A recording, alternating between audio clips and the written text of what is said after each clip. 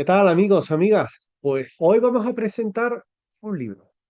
Vamos a presentar mi última obra que se llama Películas de terror basadas en hechos reales. Y que no se trata simplemente del típico libro de películas malditas, donde ocurrieron cosas en torno a los actores y demás. No, yo he querido ir un poquito más allá y tocar aquellas películas que se basan en hechos reales, que realmente vivieron fenómenos paranormales o vivieron incidentes extraños y que a partir de ahí se monta lo que es la película. Hay una frase que se repite una y otra vez entre quienes investigan el misterio, y es que la realidad siempre termina siendo más inquietante que la ficción. El cine de terror ha demostrado durante décadas una capacidad extraordinaria para convertir en espectáculo historias capaces de estremecer al espectador. Pero en muchas ocasiones el verdadero origen de las películas se encuentra lejos de los estudios de Hollywood. Detrás de algunas de las películas más célebres del género de terror existen expedientes oficiales, investigaciones periodísticas, informes religiosos, archivos judiciales, testimonios que aseguran haber vivido experiencias imposibles, que es lo que retrata la película. Esa es precisamente el ámbito, el campo en el que se mueve este libro. El espacio donde los hechos documentados se mezclan con la interpretación, con la fe, con la sugestión, con el miedo, porque antes de que una cámara comenzara a rodar El Exorcista, Amityville, Annabelle, El Conjuro, Líbranos del Mal, El Exorcista del Papa, ya había personas que estaban viviendo eso en carne propia, policías investigando esos sucesos, familias abandonando sus casas y objetos convertidos en protagonistas de historias que hoy día siguen generando debate. Pero toda historia extraordinaria despierta nuevas preguntas. ¿Qué ocurrió realmente? ¿Existieron pruebas? ¿Hasta qué punto Hollywood exageró los hechos? ¿Qué opinan quienes han dedicado su vida a investigar estos fenómenos? Bueno, pues estas cuestiones son las que trata el libro y te expone lo que son los hechos que ocurren en torno a esas películas, pero años antes de rodarse.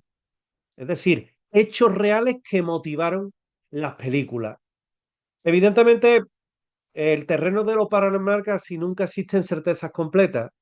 Existen testimonios, interpretaciones, investigaciones, pero hay muchas preguntas todavía abiertas. Quizás ahí está el atractivo de estas historias, ¿no? Es recordarnos que le puede pasar a usted el día de mañana y quizás con suerte alguien llevarlo a un guión que se acabe convirtiendo en una película o un libro. Por lo tanto, hablamos hoy de eso. Y la primera en preguntar es Marta López Cifuente, que ella escribe desde Sevilla, 38 años.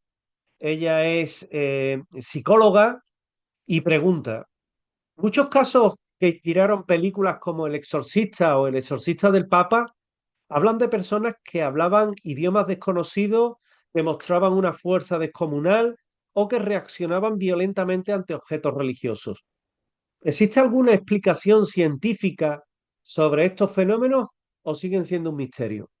Bueno, pues probablemente sea una de las preguntas más frecuentes cuando se habla de exorcismo. Desde el punto de vista médico, existen trastornos neurológicos y psiquiátricos capaces de provocar conductas muy llamativas. Algunas formas de epilepsia, ciertos cuadros disociativos, brotes psicóticos, estados de histeria colectiva, y todos ellos pueden explicar una parte de los síntomas descritos en numerosos expedientes. Sin embargo, algunos casos históricos, como por ejemplo el que inspira El Exorcista, es y sigue siendo objeto de debate, porque ahí hay un chico que se llamaba Ronald Boe, que su verdadero nombre es Ronald Huntelar, que luego trabajó de ingeniero para la NASA. Bueno, pues es el verdadero protagonista de la película, no Reagan, la niña, era un niño. Y él se acostumbra a jugar con la Ouija, muere su tía Tilly, y a partir de ahí comienzan a pasar cosas extrañas. Empiezan a afectarle personalmente, a escucharse ruidos extraños en la casa. Él cambia repentinamente como si fuera de ser. una voz gutural, desplazamientos de objetos, y eso hace que la propia Iglesia Católica exigiera un estudio y luego autorizar un exorcismo, que evidentemente intervinieron los médicos, intervinieron los especialistas en salud mental para determinar que no fuera una enfermedad y se determinó que procedía ese exorcismo, el cual se hizo. Luego esto llega tanto a William Blatty como al director de la película y realizan en este caso lo que es esa estupenda película que, bueno, hoy en día es un clásico en el cine de terror, ¿no? El debate continúa abierto, ¿no? Aunque muchas situaciones terminan encontrando un callejón sin salida, otras siguen alimentando el interés de los investigadores de lo paranormal y El Exorcista es una película que se basa en hechos reales. De hecho, en el libro yo lo comento que se le cambia el nombre. Esto sale publicado en el Washington Post y se habla incluso de cómo los jesuitas intervienen en el exorcismo, cómo se pone el nombre del niño disimulado de Roland Huntelar pasa a Ronald Doe y a partir de ahí, bueno, pues se va contando la historia que desarrolla la película que está basada en un hecho real. Javier Moreno Salas, de 52 años, inspector de policía, pregunta, ¿por qué casi todas las películas basadas en hechos reales recurren a investigadores como Ed Warren y Lorraine Warren? ¿Realmente participaron en tantos casos? Bueno, no todas las películas recurren a ellos, pero sí la saga. La saga de películas es que se basa en sus investigaciones.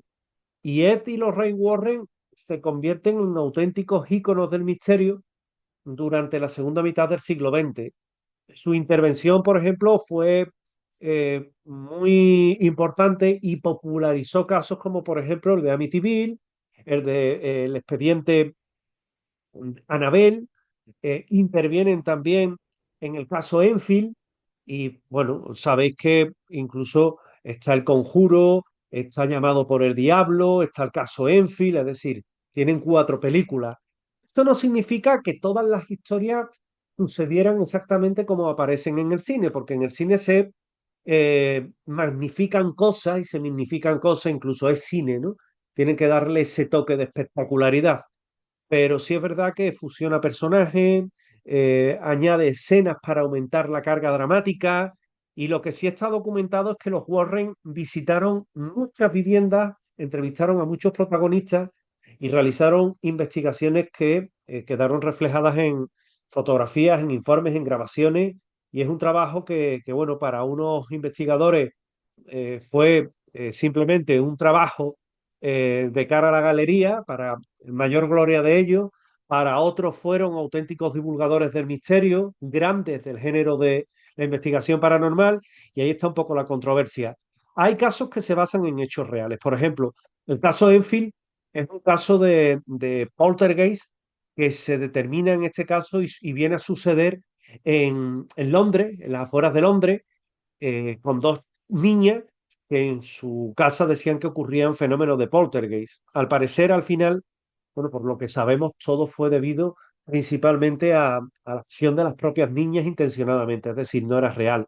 El caso del conjuro con la familia Perrón, sí es cierto, una granja donde estaba en un medio del campo allí y donde se mezcla con el espíritu de una bruja que se llamaba Esteda y que parece que en aquel sótano ocurrían realmente hechos extraños, ¿no? Ese caso también está basado en hechos reales. O Llamado por el Diablo, que fue un caso en el que una persona entra en una posesión y agrede a otra, ¿no? Y en el juicio un poco se cuenta eso. Esos casos son reales, ocurren hace décadas y luego han sido llevados al cine. Y todo se cuenta con profusión y con detalle. Laura Benítez Romero, de 27 años, enfermera de Granada. La historia de Annabel siempre me ha impresionado. ¿La verdadera muñeca era tan terrorífica como la que aparece en las películas? Bueno, pues curiosamente no. Esa es una de las mayores licencias creativas del cine. La auténtica muñeca Annabel era muy sencilla, era una muñequita Raggedy Ann de trapo. Yo tengo una copia, una réplica de ella, ¿no? No era una muñeca como nosotros lo podemos ver en el cine, así de madera, de aspecto terrorífico, ni mucho menos. La Raggedy Ann y yo te invito a que las veas por internet. No son muñecas particularmente terroríficas ni nada de esas, son muñecas de trapo normalmente, con una expresión bastante afable, es decir, una muñeca normal y corriente, ¿no? Pero sí es verdad que los productores entendieron que una muñeca infantil de tela difícilmente podía provocar miedo y se inventaron, bueno, pues esa muñeca de madera que la verdad es que sí da miedo, ¿no? Pero el caso es real. Es decir, cuando Donna, que era la dueña de la muñeca, a la que se la regalan, y Angie, su compañera, decían que la muñeca parecía movida de sitio, que había POSIT escrito, que había supuestas manifestaciones, que la tiran y aparece de nuevo en la casa. Eso sí es del caso original. Y paradójicamente el objeto real resulta mucho menos aterrador que su versión cinematográfica, aunque la historia que la acompaña siga siendo una de las más conocidas del mundo paranormal. Andrés Ruiz Montero, de 45 años, arquitecto de Córdoba, que pregunta, siempre me ha fascinado la mansión Winchester. ¿Realmente Sarah Winchester construía habitaciones siguiendo órdenes de los espíritus? Bueno, la película es un primor, se basa también en un hecho real. Sarah Winchester se casa realmente con el heredero y propietario de la fábrica que hacía los rifles Winchester, y cuando ella se queda viuda, piensa que todo el daño que han hecho esos rifles lo tiene que pagar. Y para equivocar, confundir a los espíritus, lo que hace es construir una casa que es un laberinto. Y, y lo curioso de esto es que sí está perfectamente acreditado que Sarah Winchester mantuvo obras en su casa, una enorme mansión, durante 40 años, dando lugar a escaleras sin salida, puertas que se abrían hacia un espacio vacío, hacia una pared, pasillos sin sentido, escaleras que no acaban en ningún lado. Y la leyenda nos dice que una medium le aseguró que estaba perseguida por las almas de quien habían muerto por los rifles Winchester. Y eso, bueno, pues solo podía mantenerse con vida si continuaba ampliando la casa indefinidamente. Y muchos historiadores creen que el comportamiento pudo estar relacionado con el duelo por la pérdida de su hija, de su marido, unido a una fortuna que casi no tenía límite en la época, y otros consideran que realmente lo que desarrolló es una creencia espiritual. Pero el caso de la casa que iba construida sin cesar y donde dicen que ocurren hechos paranormales, sí es cierto. Es decir, por eso ella siguió allí, y hoy día hay fotos por internet, antes de la IA, que con la IA hay mucho fake, que sí muestran siluetas extrañas. Es decir, es un caso también muy interesante. A mí me recuerda mucho una película que se llama Red Rose, de Stephen King, que es maravillosa, es una miniserie, son 3 horas de miniserie, y la verdad es que es muy interesante y os recomiendo. Estamos hablando de mi último libro, de películas de terror basadas en hechos reales, que espero que os guste, que no es el típico libro de películas malditas, sino que son los hechos paranormales que ocurrieron en torno a películas que luego se filmaron, y que es el caso real en el que se basa la película. Libro muy fresquito, muy nuevo, no había nada escrito de esto, había cosas muy puntuales, pero nada escrito de esto, y Samarcanda, mi editorial, pues bueno, la ha sacado y aquí tenemos el libro. Tricia Gómez Ferrer, de 31 años, periodista de Valencia.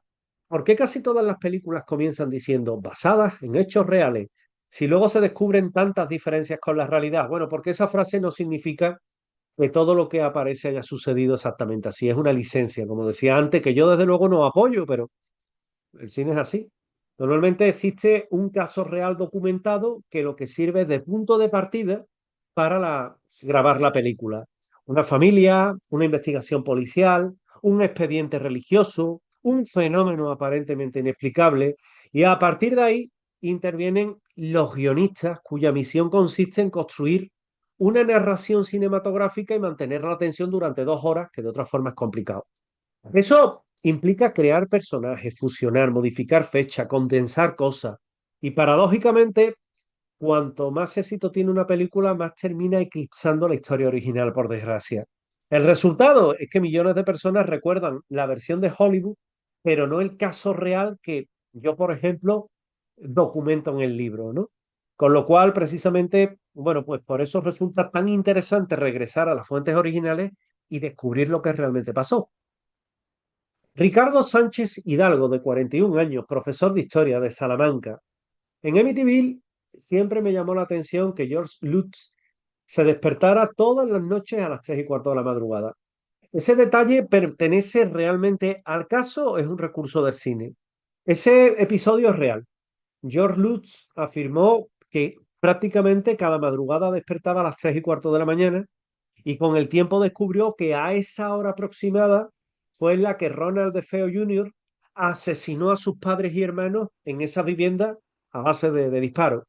Y ese detalle fue interpretado y fue llevado tanto al libro de Jay Jackson como lo que es las adaptaciones cinematográficas. Tiene un fuerte componente psicológico e incluso, bueno, pues los fenómenos paranormales que luego van ocurriendo en la casa y que van afectando a la gente, ¿no?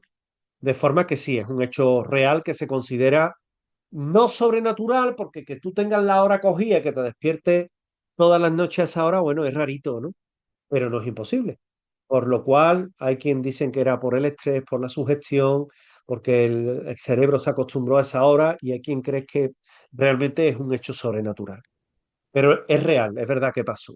Nos vamos con la siguiente pregunta, que en este caso te voy a poner aquí el Red Rose para que puedas verlo, ¿eh? Te lo he puesto, te lo he puesto ahí para que puedas ver esa película que está, creo que en una plataforma. Ahí llevas el enlace de todas formas. Seguimos con este encuentro que estamos teniendo hoy y vamos con Elena Vázquez Mena, de 29 años, fotógrafa de Vigo. En muchas películas aparecen fotografías donde supuestamente se captan fantasmas. ¿Existe alguna imagen que realmente sea famosa relacionada con algunos de estos casos? Bueno, sí, una de las más conocidas es la vinculada a la investigación de Ed y los Rain Warren en Amityville, donde en una visita que se hace para periodistas y técnicos, se utilizan cámaras de infrarrojo y al revisar el material apareció un supuesto niño con los ojos brillantes, no porque los ojos le brillen, sino porque con la visión infrarroja se estimula lo que es el ojo y brilla, pero no porque al niño le brillaran los ojos, es propio de este tipo de películas. Y está como asomándose a una puerta, ¿no? Esa fotografía ha sido muy discutida. Para uno es una de las pruebas más llamativas de esta investigación. Para los críticos dicen que puede tratarse de una confusión óptica, de un fraude, de una manipulación involuntaria, pero lo cierto es que la fotografía sigue creando mucha controversia. De hecho, yo hablé de esta fotografía con mi buen amigo Luis Merino y bueno, es una imagen bastante icónica que también se le añadió a la película Amityville años después, que como veis está basado en un hecho real. Carlos Fernández Ortega, 54 años, ingeniero industrial de Zaragoza. Ha leído, he leído que muchas películas exageran fenómenos paranormales. ¿Cuál de todas las historias del libro fue modificada de forma más evidente por Hollywood? Yo te diría dos. La más bruta, la más bestia, Pesadilla en Elm Street, que se basa en un hecho real de unas personas que vivían en la zona donde actúan los Gémeres Rojos, en Asia, y que ellos creían que si dormían les atrapaba algo que los mataba y de hecho se registraron muertes de personas durante el sueño. Y eso provoca que Wes Craven, posteriormente, al leer aquellos informes de un periódico de Los Angeles Times, él ideara ese guión donde había un asustador de sueño, un asesino en sueño que era Freddy Krueger, ¿no? Ese es el más bestia, porque del hecho real a la película, bueno, medio un abismo. Y luego está Líbranos del Mal, ¿no? Que es una película de Richard de Archie, el cual era un sargento de la policía de Nueva York que investiga en sus ratos libres temas de exorcismo, pero en la película se mezcla con soldados poseídos, rituales demoníacos, conspiraciones sobrenaturales, y eso hace que Ralph Archie se interese en este tema, ¿no? Pero simplemente por su contacto con sacerdotes exorcistas y no por lo que cuenta la película. Lo que realmente existía en la película era Ralph Archie, del Departamento de Policía de Nueva York, muy creyente, que durante años colaboró con sacerdotes especializados en exorcismo y relató diversos casos que se consideran auténticos. Los guionistas cogen esa base para construir un thriller donde trabaja muy bien Eric Bana, que lo veríais en el papel de Héctor en Troya, y bueno, se crea una película que tiene mucho de ficción. Pero bueno, es un buen ejemplo de cómo se puede deformar una historia real y se constituye una historia nueva, ¿no? Al amparo de inspirada en hechos reales. Yo te cuento la historia real. Nuria Delgado Prieto, de 36 años, ama de casa de Murcia. ¿Existen lugares donde todavía puedan visitarse escenarios reales relacionados con estas películas? Sí. Mira, tienen la mansión Winchester en California. Tiene Amityville, bueno, en Winchester se hacen hasta visitas. En Amityville, de día y de noche, ¿eh? En Amityville sigue existiendo la casa, pero con manifestación, con modificaciones por, bueno, por todo lo que ha habido en torno a ella, ¿no? El antiguo hospital de Riverview, que inspira la película Fenómeno Siniestro, que también están ahí las instalaciones y en el que yo he estado. Eh, También hay lugares como, por ejemplo, el caso de el turismo oscuro, ¿verdad? Que van a lugares así asociados con tragedias, con hechos históricos, también se pueden visitar. Es decir, hay sitios que todavía son visitables. Manuel Ortiz Cabrera, 48 años, médico de Cádiz. Después de estudiar tantos casos reales, ¿cuál considera usted que resulta más difícil de explicar desde un punto de vista racional? Bueno, desde un punto de vista crítico, probablemente ninguno pueda considerarse como una prueba definitiva de hechos sobrenaturales basándote en las películas, porque las películas están muy deformadas, ¿no? Sin embargo, sí hay una cantidad de testimonios, de documentos y de protagonistas que nos merecen más credibilidad. El caso del exorcista con Ronald Hankelar, con Ronald Doe, sí, porque intervienen sacerdotes, médicos, jesuitas, familiares y hay mucha documentación escrita. El caso de Amityville también, porque los asesinatos es parte de la crónica negra en Estados Unidos y ahí están los testimonios.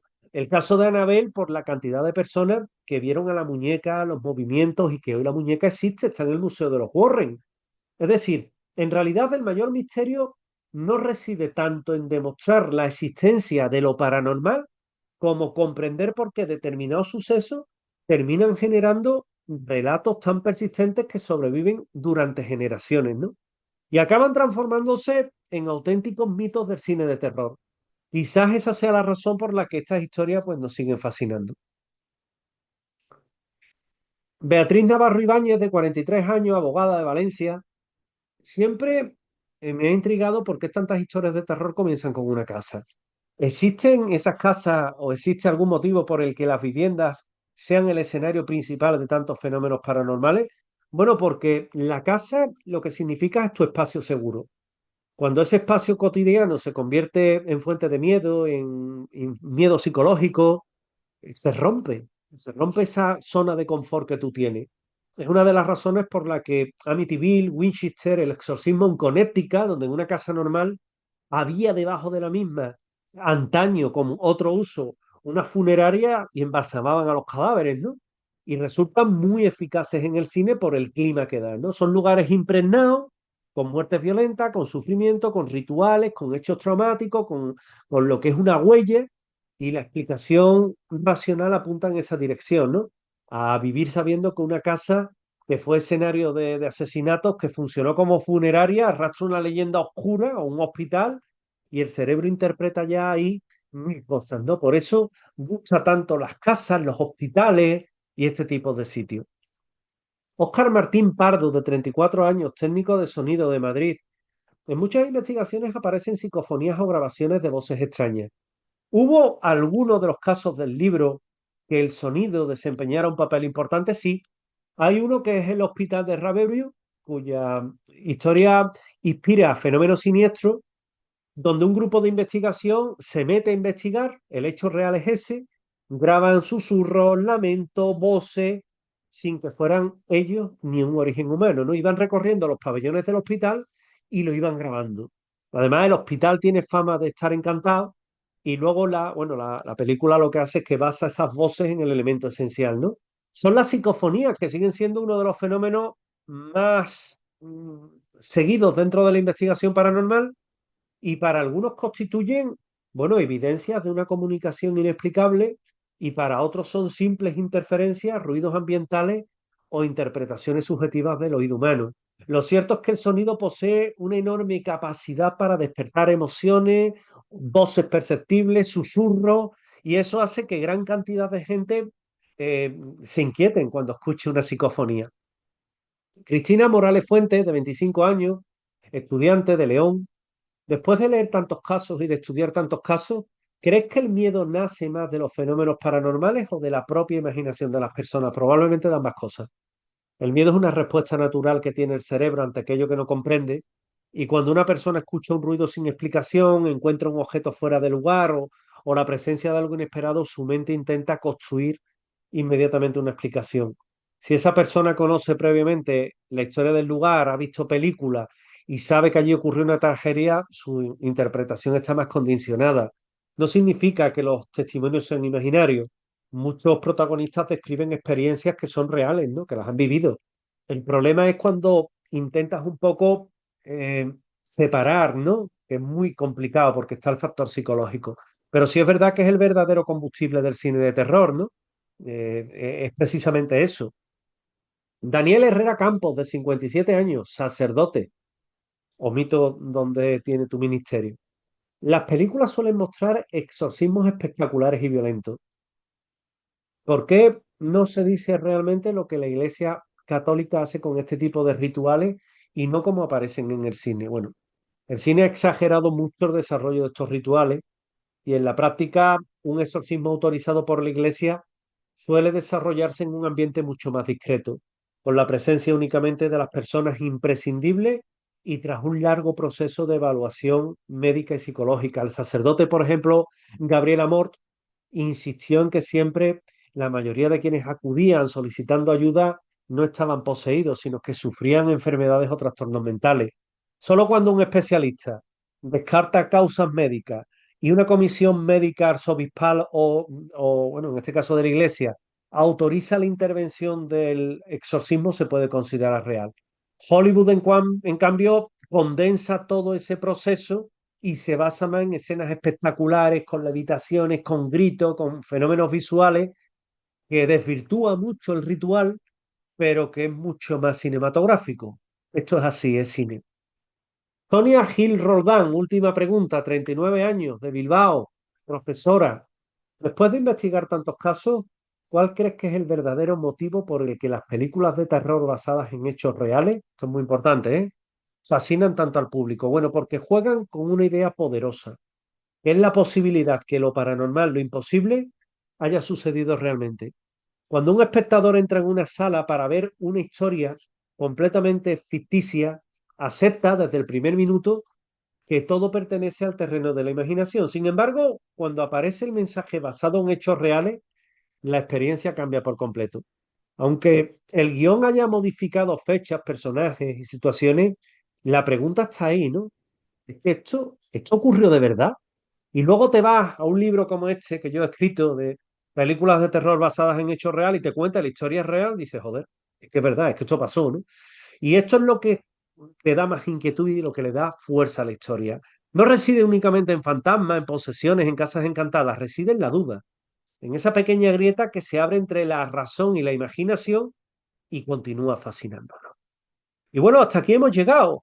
Cuando William Peter Blatty comienza a escribir El Exorcista y luego William Friedkin lo lleva al cine, probablemente Blatty no imaginaba que estaba dando forma a una de las películas más influyentes de la historia del cine y más terrorífica. Del mismo modo, Bona jamás sospechó que una sencilla muñeca de trapo Raggedy Ann, un regalo, acabaría convertida en un ícono universal del terror, ¿no? Ni que la familia Lutz tampoco podía prever que los 28 días que pasó en Amityville terminarían alimentando una franquicia cinematográfica que dio millones de dólares. Todas estas historias comparten un mismo punto de partida. Están basadas en hechos reales. A partir de ahí comienza el proceso fascinante, ¿no?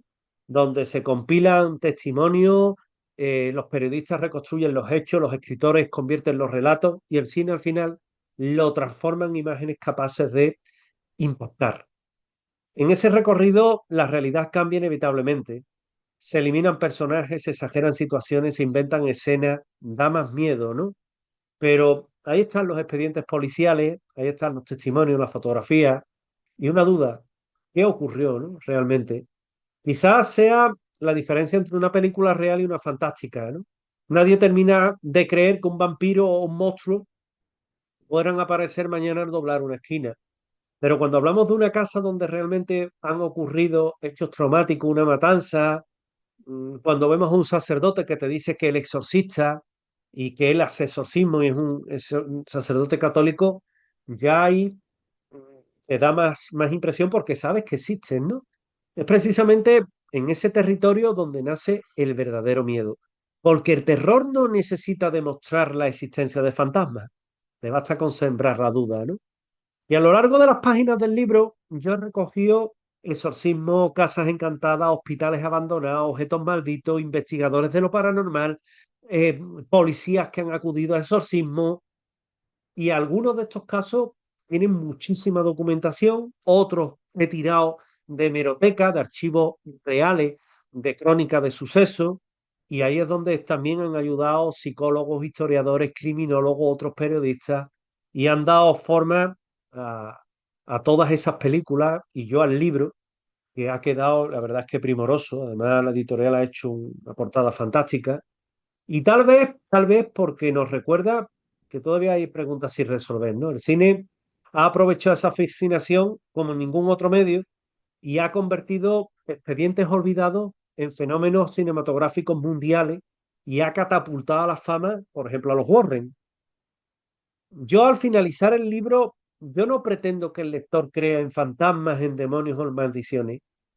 Lo único que busco es que dude. Tampoco trato de convencerle de todo lo contrario, ¿no? De que no crea. La duda. El verdadero propósito es mostrar que algunos de los mayores clásicos del cine de terror nacen como historias que ocurrieron décadas antes bajo hechos reales. Y después, bueno, después queda el libro que estoy seguro que va a asombrar a los lectores. Aunque después de recorrer las páginas, quizá descubra que esa frontera nunca ha estado tan clara como imaginábamos y que el hecho real y los fenómenos paranormales muchas veces casi se pueden dar la mano en hechos marcados por el misterio.